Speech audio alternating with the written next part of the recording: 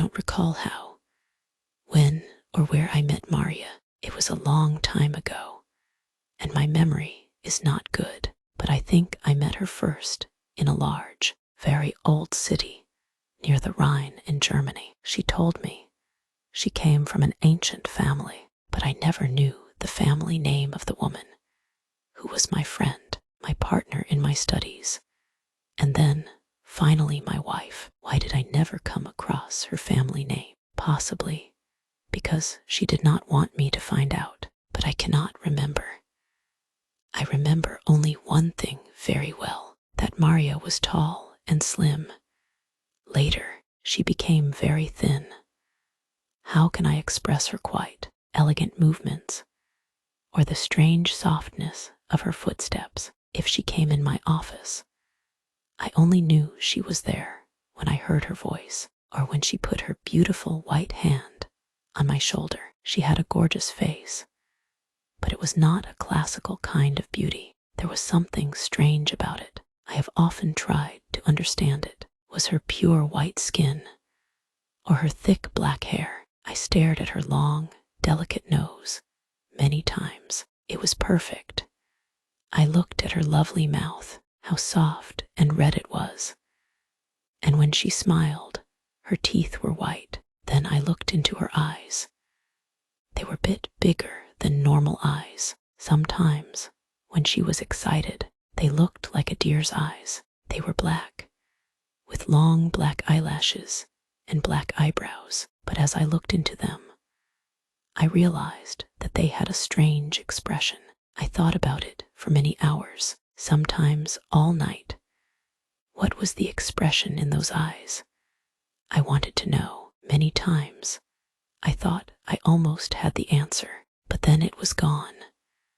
Maria was very determined. She was always calm and quiet, but her determination showed in her eyes. It shone like a dreadful energy, and sometimes it frightened me. Maria was very bright. She was excellent at Latin and Greek, and she knew many other languages perfectly. She never made a mistake. She was also a student of science and mathematics. When we were first married, I often asked her for help with my studies, and we worked together. But after she died, I was alone. Without her, I was like a child in the dark. When she first became sick, she did not come to help me as often as before. She lost weight, and her skin became pale and transparent. When I saw that she was dying, I felt desperate. Maria resisted death with all her energy. She was determined to live. I watched in agony as she fought for life. I knew she loved me, but I only understood how much she loved me now that she was dying. She held my hands and said that she was devoted to me. I cannot talk about it now, but let me say that her love for me was part of her determination to live. On the night she died, she suddenly got out of bed and cried, "Oh God, must I die? Must I lost my fight with death? No, I can't die like this." But my dear Maria died. I was so sad I couldn't stay in the old city by the Rhine. For a few weeks I traveled around. Then I bought an old abbey in an isolated part of London. This dark, sad place expressed my deepest feelings of loneliness, but I decorated it with beautifully colored curtains, carpets, and ornaments. I said to myself, probably the bright colors will make me feel happier. Unfortunately, they did not.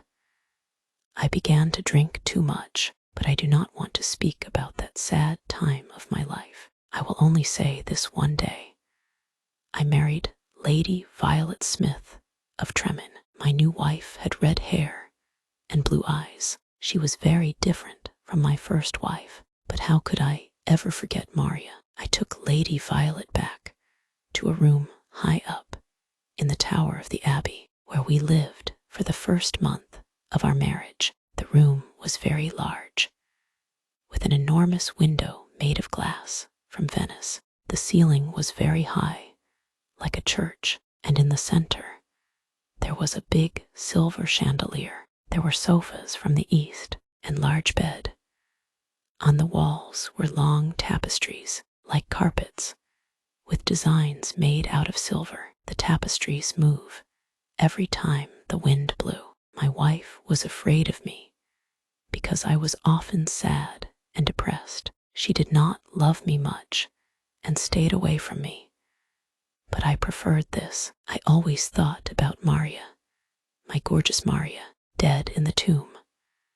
Sometimes in my dreams, I called her in the night. I imagined that perhaps my love for her could bring her back to me. At the beginning of the 2nd month, Lady Violet became sick. She did not sleep very well and told me could hear some sounds and movements in the tower. "You have a fever," I said.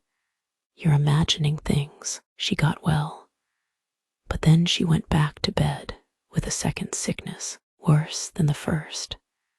The doctors could not understand it. Again, Violet began to hear some sounds and movements in the bedroom, and they petrified her. One night, at the end of November, she woke up suddenly. I was sitting on a sofa by her side of the bed. She whispered to me that she hear some sounds and see movements, and there was frightened expression on her face, but I nothing saw or heard. "It's the wind," I explained to her. "You can see the tapestries moving in the wind," but her face white with fear, and she nearly fainted. I remembered that there was some wine on the other side of the table. As I walked under the light of the silver chandelier, a strange thing happened. I felt something invisible pass me, and on the carpet I saw a shadow, almost the shadow. I decided to tell nothing to Violet. I poured out a glass of wine and offered it to her. Then I sat on the sofa and watched her. After some moments, I heard very quiet footsteps sound on the carpet, coming towards the bed. Within a moment, as Violet was about to drink the wine, I saw, or perhaps I dreamed, that I saw 2 or 3 large drops of a bright red liquid fall into the glass. Violet did not see it. She drank the wine, and I said nothing, because I thought it was just my imagination. After that, Violet's health got extremely worse, and on the 3rd night she died. Our servants prepared her for the tomb, then covered her with a cloth. The next night, I sat alone with her body in the bedroom. Weird forms and shadows moved around me. I looked nervously into the dark corners at the moving tapestries, and I felt petrified. Then I looked at the carpet under the silver chandelier. There was no shadow there, and I felt a little better. When I looked at Violet on the bed, sad memories of Maria, the only woman I ever loved, came back to me. It was probably around midnight when I heard a sound. It was quiet but clear, and it woke me up from my dreams. I thought it came from the bed. I listened in horror, but I did not hear it again. I looked cautiously at Violet for any sign of life. She was not moving, but I continued to look at her. Minutes passed. Then I noticed a little color on Violet's face. My heart stopped in terror. I could not move. When I understood that Violet was not dead, I tried to recover her. But soon the color vanished from her face. Her face looked like marble again, and her lips were thin, with the horrible expression of death. When her body was rigid and cold, I fell on the sofa and dreamed about Maria. After some time, I heard the same sound as before. I listened. Yes, there it was again, a sign from the bed. I ran over and saw clearly that her lips were shaking. Then they opened, showing her bright teeth. I thought I was going crazy. There was a pink color on her cheeks and neck. Her body was getting warm again, and her heart was beating a little. Lady Violet was alive. I did everything I could to revive her. Then suddenly, her color vanished, her heart stopped beating, and her body became rigid and cold. I sat down and began to think about Maria again. And then, again, for the third time, there was a sound through the bed. But why must I describe the horrors of that night? Again, I tried to revive Violet. And then fourth time, each time, she appeared to fight with an invisible force. And each time, her body changed. I cannot say how, but she seemed different. It was nearly dawn when she moved again. I was sitting, thinking of Maria on the sofa, exhausted. But Violet's body moved with more energy than before. Her color appeared again. Signs of life changed her face. Her eyes were closed, but she seemed alive. Then she suddenly got out of bed and started walking slowly to the center of the room, like she was walking in her sleep. I did not tremble.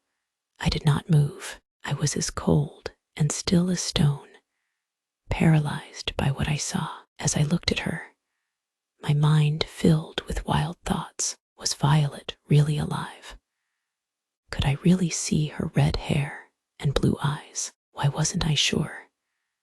I could not see her mouth very well, but her cheeks were like pink roses. Weren't they Violet's cheeks? But wasn't she taller than before? I was filled with a kind of craziness. I ran to her, but she moved away. Then I saw her long hair moving in the wind. It was darker than the black of midnight, and then slowly her eyes opened. I shouted like a crazy man. These are the black eyes of my lost love, the eyes of Maria.